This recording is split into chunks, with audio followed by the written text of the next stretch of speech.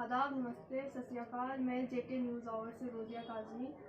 आज हम जो है काफ़ी टाइम से हम देख रहे थे कि जो मौजूदा सिचुएशन चल रही है हमारी यूपी में, उसके मुतालिक हमें कुछ एक बातें करनी थी। और हम आगे चल के जो है हमारे साथ गुप्ता साहब हैं, उनसे हम कुछ एक सवाल करेंगे, क्योंकि रूलिंग पार्टी जो है भाजपा की सरकार है इस टाइम। तो हमें इन्हीं से बातें करनी है, क्योंकि हम जो लोगों के सवाल हैं उनके जवाब यही दे सकते हैं, बाकी जो है और जो सिर्फ कमेंट कर सकते हैं। सबसे पहले हम गुप्ता साहब का वेलकम करते हैं अपने चैनल में। सर, आपका बहुत बहुत खैर मकदम है हमारे चैनल में। सर, उसके बाद हम सबसे पहला सवाल आपसे कि जो श्रीनगर के अंदर, कश्मीर के अंदर इस वक्त जो बर्निंग हालात चल रहे हैं, एक एसपीओ वाले की सर पूरी फैमिली को मार दिया गया, सर इस पे आप क्या कहेंगे? और ये सिचुएशन क्यों है सर, जब इतनी सिक्योरिटी करने के बाद, मिशन ऑल आउट चलाने के बाद, और मोदी जी जो है हमारे प्राइम मिनिस्टर, उन्होंने इतनी सिक्योरिटी टाइट की, सर उसके बावजूद भी ये सब कैसे और क्यों सर? और इसके पीछे का मकसद क्या हो सकता है? ऐसा है कि जो इस समय जम्मू कश्मीर के अंदर एक अमन और चैन आया है, ये मोदी जी के आउट पॉलिसी की वजह से आया है। लेकिन पाकिस्तान बिल्कुल इस जो यहाँ पर हालात हैं, जो 24 तारीख को पीस प्रोसेस स्टार्ट हुआ दिल्ली के अंदर, वो पाकिस्तान को कभी भी बर्दाश्त नहीं था। उसको डिस्टर्ब करने के लिए इस समय श्रीनगर के अंदर हालात चल रहे हैं। सबसे पहले तो मैं बात करूंगा कि जो हमारी जो श्रीनगर के अंदर लड़कियां किडनैप हुई हैं, उनकी बंदूक की नोक पर जबरन शादी कराई गई है, जिसकी वजह से एक पूरा हिंदुस्तान के अंदर एक डिस्टर्बेंस पैदा हुई। यही पाकिस्तान चाहता है कि यहाँ जम्मू कश्मीर के हालात ख़राब हों, यहाँ अमन ना रहे, यहाँ डिस्टर्बेंस रहे, वही मिलिटेंसी वाले हालात रहें। लेकिन मैं आपके माध्यम से ये सरकार से गुजारिश करूँगा, जो इंसिडेंट हमारी बहू बेटियों के साथ श्रीनगर के अंदर हुआ, चाहे वो किसी भी जगह हो, किसी भी धर्म की बेटी हो, किसी भी मजहब की बेटी हो, ये कहीं भी हो, ये एक कंडेमेबल एक्शन है। इसको हम इसी कड़े शब्दों में निंदा करते हैं और इसकी भर्त्सना करते हैं।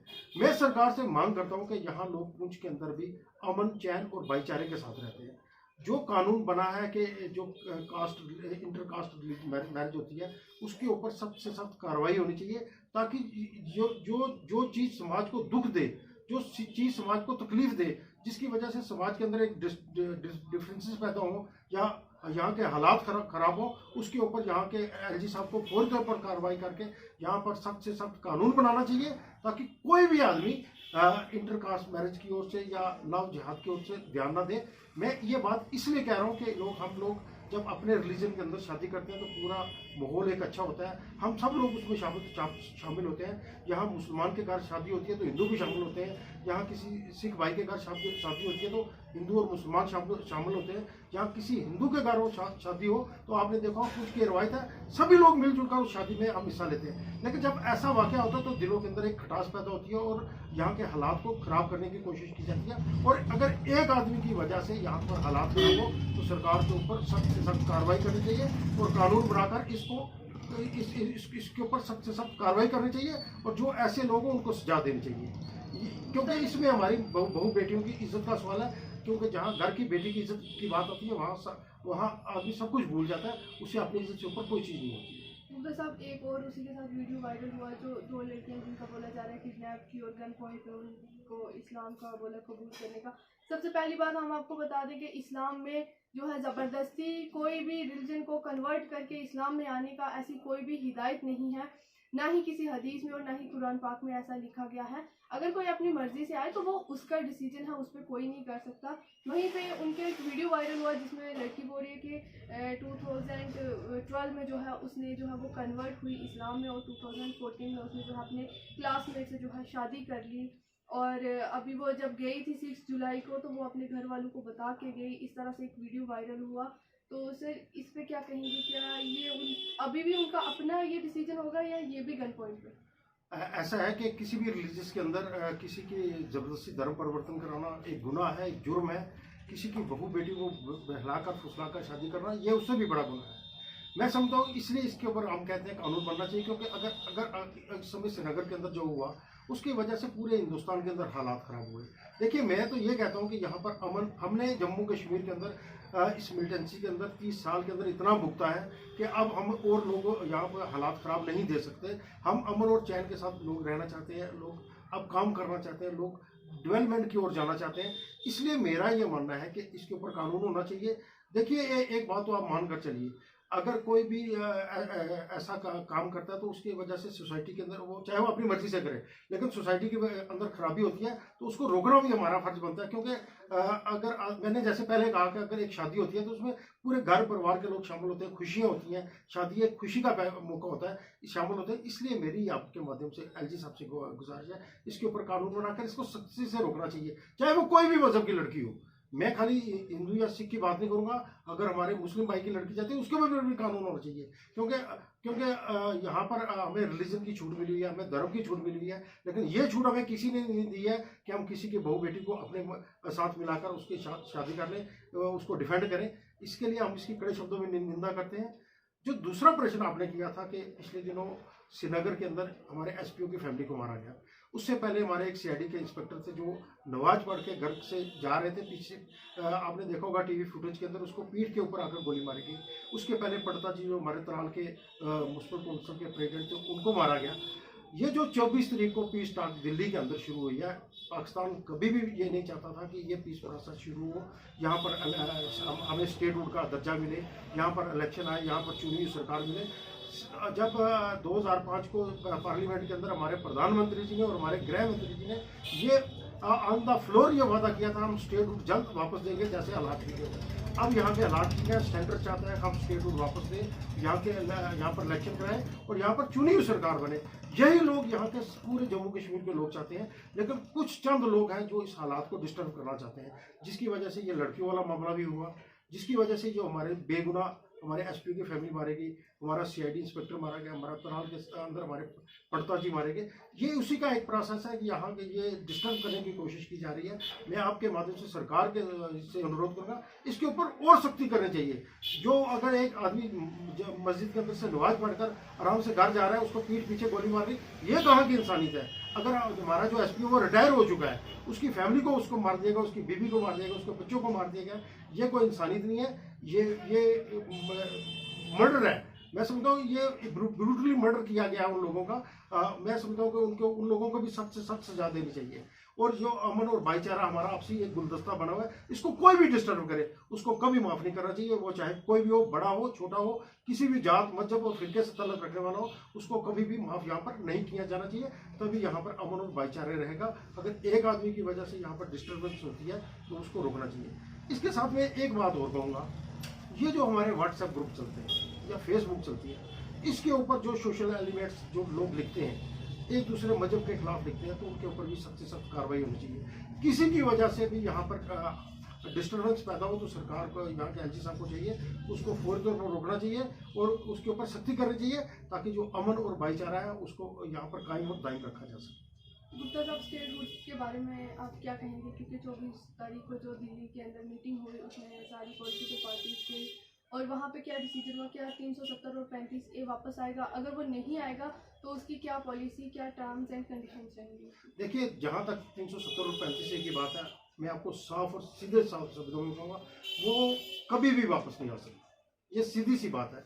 भारतीय जनता पार्टी ने, जब भारतीय जनता पार्टी बनी थी तो हमारा मिशन था 370 और 35A को उठाना, क्योंकि जितना नुकसान जम्मू कश्मीर के अंदर हम लोगों ने 370 और 35A की वजह से उठाया है, शायद ही किसी और स्टेट ने आया जहाँ पर डेवलपमेंट आज तक नहीं हुई। दूसरी बात, स्टेटहुड का हमारे प्रधानमंत्री और गृह मंत्री जी ने वायदा किया है स्टेटहुड वापस देंगे, उसको देने के लिए बिल्कुल प्रॉपर टाइम में वापस भी आएगी।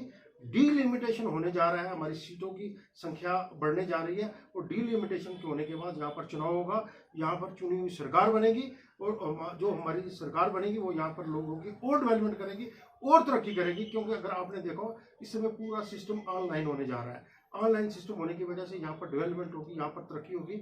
लेकिन मैं आपके माध्यम से करूँगा, अब सरकार यहाँ पर बननी भी चाहिए, क्योंकि लोगों के बहुत सारे काम होते हैं जो ब्यूरोक्रेसी के अंदर जाकर रुक जाते हैं, क्योंकि यहाँ ब्यूरोक्रेट्स अपनी मर्जी करते हैं, अपनी मनमर्जी करते हैं। लेकिन अगर हमारी चुनी हुई सरकार बनेगी, हमारे नुमाइंदे बने, वो चाहे किसी भी पार्टी से तल्लुक रखते हैं, वो लोगों के काम करेंगे, लोगों के का ध्यान रखेंगे। इसलिए स्टेटहुड भी वापस आएगी और इलेक्शन भी जल्द से जल्द होगा। इसके लिए हम सब लोगों को इस प्रोसेस के अंदर शामिल होने के लिए तैयार रहना चाहिए। गुप्ता साहब, उस तरह से अभी जो हालात चल रहे हैं इसमें कब तक रोक होगी? क्योंकि हमारा देश जो है हिंदुस्तान है और इसको जो है पाकिस्तान अगर चलाए तो ये सबसे बड़ी हम लोगों की नाकामी है। देखो, पाकिस्तान हमारे साथ जितनी भी आज तक लड़ाई हुई, पाकिस्तान उसमें हमसे कभी नहीं जीत सकता। पाकिस्तान ने जब जब हम पर वार किया तो हिंदुस्तान ने दुगनी ताकत से वार किया।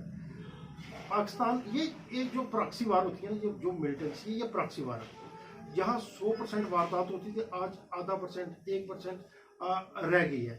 वो भी मुझे लगता है जल्द से जल्द खत्म होगी, क्योंकि पाकिस्तान कुछ लोगों को, नौजवान लोगों को गुमराह करके पैसे, अब जो ये लड़का परसों नदीम पकड़ा गया, जो मिलिटेंट पकड़ा गया, अगर आपने देखा होगा इसकी उम्र क्या है। अगर जम्मू के अंदर जो एक मिलिटेंट पकड़ा गया जिसके पास 5 किलो RDX मिला वेव माल के पास से, उसकी उम्र भी बिल्कुल यंग है, वो पढ़ा लिखा है, उसको गुमराह करके पैसे देकर उसको यहाँ पर भेजा गया। ये पाकिस्तान की साजिश है।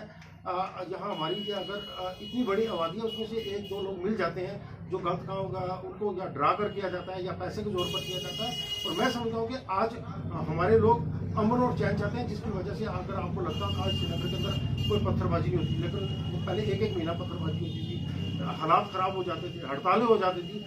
आज बिल्कुल कश्मीर खुल चुका है, अमन और चैन। हमारा इलाका तो रजौरी और पुंछ का वैसे भी अमन है, यहाँ पर मिलिटेंसी ने कभी भी पाँव नहीं सारे।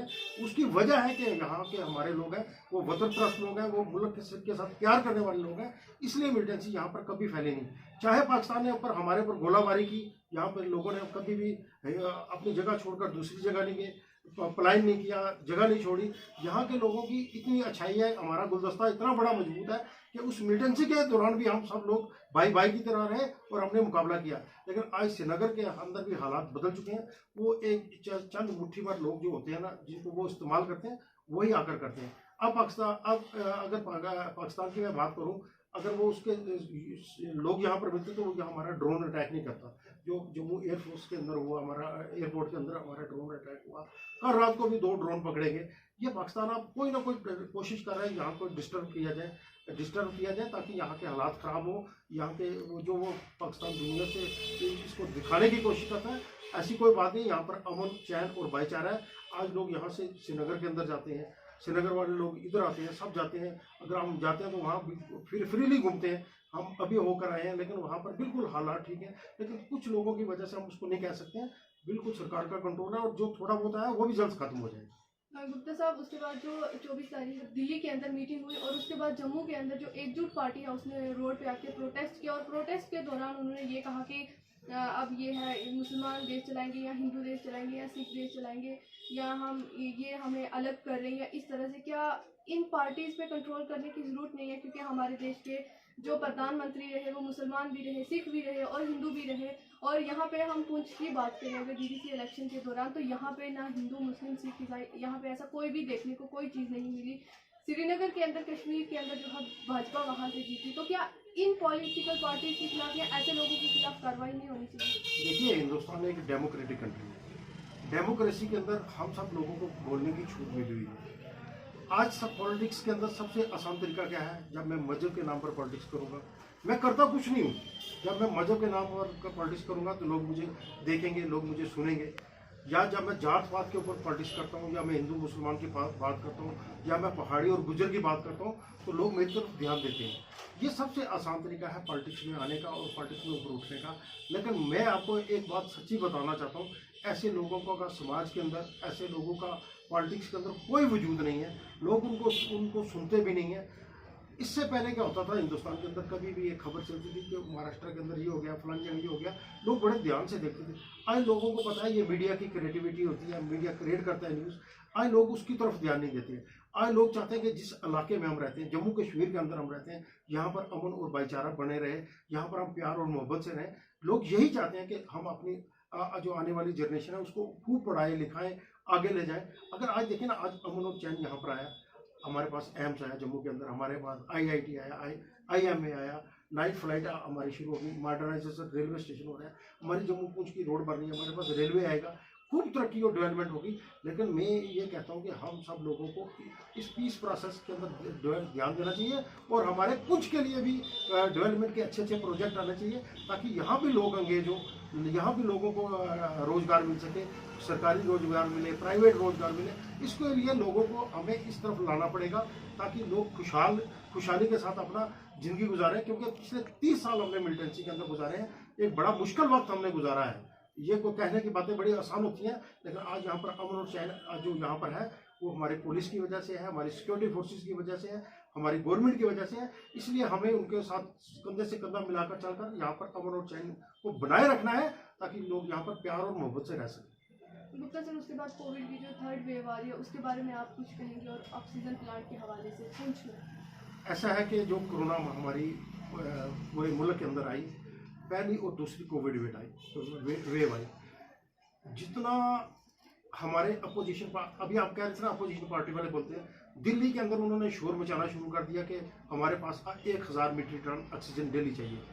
जब सुप्रीम कोर्ट ने उनके ऊपर ऑडिट कराई तो उन्होंने कहा हमें 500 चाहिए। जब फाइनल रिपोर्ट आई, आप यकीन करोगे सिर्फ 200 मीट्रिक टन उनको डेली चाहिए थी, जबकि उनको 500 मिल रही थी। मतलब ऐसी हमारी पार्टियां जो झूठ और मूठ का प्रचार करती हैं। जहां कांग्रेस की सरकार है वहां वैक्सीन 36%, 35%, 25% जानबूझकर डिस्ट्रॉय की गई और जय की गई है। अगर वही 36% लोगों को लगती तो मैं समझता हूँ कि आज हमारे मुल्क के हालात ठीक होते हैं। जहाँ तक मैं पुंछ की बात करूँगा, मैं जम्मू कश्मीर की बात करूँगा, जम्मू के अंदर भी जो हालात खराब दिखाए गए वो सिर्फ मीडिया की बदौलत दिखाई गए। मैं आपको बताता हूँ, उसके बरक्स कश्मीर के अंदर आपने कोई खबर नहीं सुनी होगी। हमारे पुंछ के अंदर हमारे डॉक्टरों ने इतना अच्छा काम किया है, उनकी जितनी भी तारीफ की जाए वो उतनी कम है। अगर एक एनेस्थीसिया स्पेशलिस्ट है, वो जो चाइल्ड स्पेशलिस्ट है, हमारे जो दूसरे डॉक्टर हैं, वो भी कोविड वार्ड के अंदर ड्यूटी करते रहे और लोगों की खिदमत करते रहे। चाहे वो मेंढर के अंदर हमने देखा, चाहे वो सुरमोड के अंदर देखा, डॉक्टरों ने लोगों की सेवा की। अगर नेगेटिव बात देखनी हो तो वो बहुत सारी होती है, लेकिन हमें पॉजिटिव होकर चलना चाहिए। आज हमारी सरकार ने हमारे प्रधानमंत्री जी ने कहीं भी ऑक्सीजन की कोई कमी नहीं होने दी। चाहे वो बाई एयर आई, चाहे वो थल से आई, चाहे वो फॉरेन से आई, कहीं से भी आई, प्लांट लगे, इतने प्लांट लगे, सब कुछ यहाँ पर प्रोवाइड किया गया। हमें डरने की जरूरत नहीं है, सरकार हमारी पूरी तरह से। लेकिन इस कोविड के अंदर हमें होशियार रहना पड़ेगा। उसके लिए सबसे जरूरी है, जिन लोगों ने वैक्सीनेशन नहीं कराई है, इस कोविड से बचने का तरीका वैक्सीनेशन है। और मास्क जब तक खत्म नहीं होता है कोरोना, हमें मास्क पहनना चाहिए और सोशल डिस्टेंसिंग का हमें पालन करना चाहिए।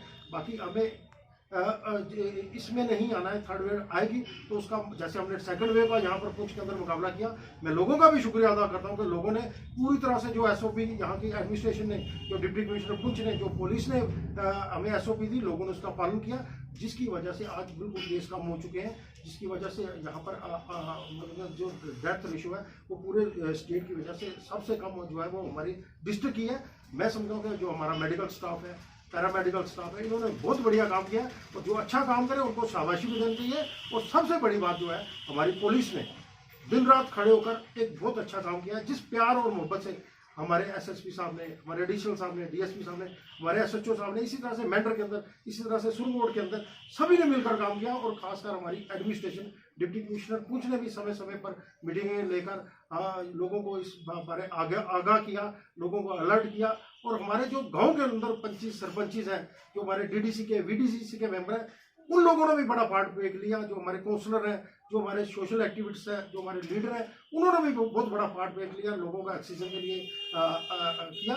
मैं इसलिए सबका शुक्रिया अदा करता हूँ कि ये हम सबका काम था। ये सिर्फ एडमिनिस्ट्रेशन की वजह से कोविड नहीं खत्म हो सकता। ये बात हमें याद रखनी चाहिए। इस कोविड के लिए हम सबको मिलकर लड़ना पड़ेगा और हम सबको इस लड़ाई में आगे आना पड़ेगा। इसीलिए हम सबको इसमें घबराने की जरूरत है। अगर थर्ड वेव आती है तो आज हमारी सरकार पूरी तरह से तैयार है। हमारे ऑक्सीजन प्लांट लग चुके हैं, हमारे वेंटिलेटर वाले बेड लग चुके हैं, बहुत सारी सरकार ने तैयारी कर दी है।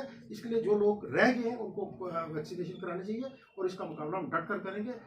जब हम सारे लोग इकट्ठा होते हैं तो उनमें कोई नहीं रह सकता। गुप्ता साहब, एक आखिरी सवाल आपसे, जो इलीगल लैंड माइनिंग हो रही है और जो लैंड माफिया यहाँ पे है, उसके ऊपर आप क्या कहेंगे? क्योंकि ये चीज़ आजकल जो है बड़ी जोरों शोर से जो है चर्चा में है। ऐसा है कि बड़ा अच्छा प्रश्न किया आपने लैंड माफिया के ऊपर। यहाँ पर लैंड माफिया पूरी तरह से एक्टिव है। मैं समझता हूँ कि लैंड माफिया जो सरकारी ज़मीन है उसके ऊपर कब्जा कर रहा है, उसको बेच रहा है। यहाँ के डिप्टी कमिश्नर ने कुछ कदम उठाए हैं, लेकिन वो कदम बहुत कम है। उन कदमों को पूरी तरह से यहाँ पर उठाना चाहिए, और जो लोग जगह बेच रहे हैं उनके ऊपर सख्त से सख्त कार्रवाई होनी चाहिए। क्योंकि जो जगह है ना, वो गरीब आदमी खरीद रहा है, और खरीद कैसे रह रहा है? जो मायदा व्यय हो रहा है, उस मायदा व्यय का कोई मूल्य नहीं है। मैं आपके माध्यम से लोगों से भी अपील करूँगा कि वो जो स्टेट लैंड है, खालसा सरकार है, काचराई है, या दूसरी चीज़ें, उनको मत खरीदें। कल वो जगह खाली होंगे और फर्क जो है वो गरीब आदमी को पड़ेगा। इसलिए मैं आपके माध्यम से सरकार से कहूँगा, इसके ऊपर जितनी सख्ती हो वो करनी चाहिए। दूसरा, जो वाटर बॉडी का कानून है, वाटर बॉडी एक्ट जो बना है, जो इस यूटी बनने के बाद वो यहाँ पर लागू नहीं हुआ, उसको भी लागू करके जो लोग हमारे नाले हैं उनको अक्रोच कर रहे हैं, जो हमारी ऐसी चीज़ें हैं उनके ऊपर कब्जा कर रहे हैं, उनके ऊपर भी सख्त से सख्त कार्रवाई होनी चाहिए। क्योंकि वो तो अपना मकान बना लेते हैं, वो जगह कवर कर लेते हैं, अगर कल बाढ़ आएगी तो जो आगे गरीब लोग बसे हुए हैं वो सारे बह जाएंगे। इसलिए मेरी आपके माध्यम से जो लैंड माफिया है उसके ऊपर सख्त से सख्त कार्रवाई होनी चाहिए। पिछले दिनों सरकार ने इलीगल माइनिंग के ऊपर शिकंजा कसा है, बहुत अच्छी बात है। ऐसे सरकार डिप्टी कमिश्नर जो या जहाँ की सरकार जो भी इलीगल चीज़ों के खिलाफ कदम उठाएगी, हम सरकार के साथ शाना बिशाना है और इस कदम के लिए हमारा पूरा समर्थन सरकार के साथ होगा। गुप्ता साहब आपका बहुत बहुत शुक्रिया। नाज़रीन, हम आपको बता दें कि जिस तरह से श्रीनगर के अंदर जो बर्निंग हालात चल रहे हैं उसके चलते जो भी लोग हैं इसके पीछे, वो चाहे इस्लाम के नाम पे जो जहाद कर रहे हैं या इस्लाम का नाम लेकर जो इस्लाम को बदनाम करने की कोशिश कर रहे हैं कि किसी दूसरे को कन्वर्ट किया जाए, क्योंकि इस्लाम में इस तरह की कोई भी चीज़ नहीं है और ना ही ये है कि माहौल को जो है डिस्टर्ब नहीं किया जाना चाहिए। उसके बाद रही बात पुलिस और एडमिनिस्ट्रेशन की और कोविड के चलते जिस तरह से पुलिस ने काम किया, तो नाज़रीन आज छोटी से छोटी और बड़ी से बड़ी बात हो अगर तो हम पूरी तरह से पुलिस पे डिपेंड हैं, क्योंकि अगर मिलिटेंसी का जो इनकाउंटर हो वहाँ से लेकर अगर किसी का गाज तक चोरी हो जाता है तो उस काम तक जो है हमें पुलिस की ज़रूरत पड़ती है। इसलिए हमें पुलिस की रिस्पेक्ट करनी चाहिए और हमें अपनी एडमिनिस्ट्रेशन के साथ चलना चाहिए। कोविड के चलते जो है हमें SOPs को फॉलो करना चाहिए और हमें वैक्सीन करनी चाहिए और इस तरह के र्यूमर्स जो हैं उन पर बिलीव बिल्कुल नहीं करना चाहिए, क्योंकि ये कुछ लोग ऐसे चंद मुट्ठी भर लोग हैं जो पूरे माहौल को डिस्टर्ब करके और भाई भाई को आपस में लड़ाना चाहते हैं ताकि यहाँ के हालात डिस्टर्ब हो। क्योंकि पहले ही हम कोविड के चलते जो है बच्चों के स्कूल बंद हैं, बाकी चीज़ों को लेकर लोगों के बिजनेस जो है वहीं के वहीं ठप हो गए। इन सब चीज़ों से हम डिस्टर्ब हैं और इसके बीच में अगर एक और नया मुद्दा बीच में अगर उठा दिया जाए कुछ लोगों की वजह से तो ये उनका तो कुछ नहीं जाएगा, लेकिन ये जो आम और एक गरीब इंसान है ये उस पर बहुत ज़्यादा इफेक्ट पड़ता है। तो मैं आप सबसे यही रिक्वेस्ट करूँगी अपने चैनल के माध्यम से कि प्लीज़ इस तरह के र्यूमर्स पे बिलीव मत करेंगे और इस तरह की चीज़ों पे आप मत जाएं। Thank you so much. और अब मैं रोज़िया काज़मी, मेरे साथ वीडियो जर्नलिस्ट इसरार काज़मी के साथ, मुझे दीजिए इजाज़त। खुदा हाफिज़।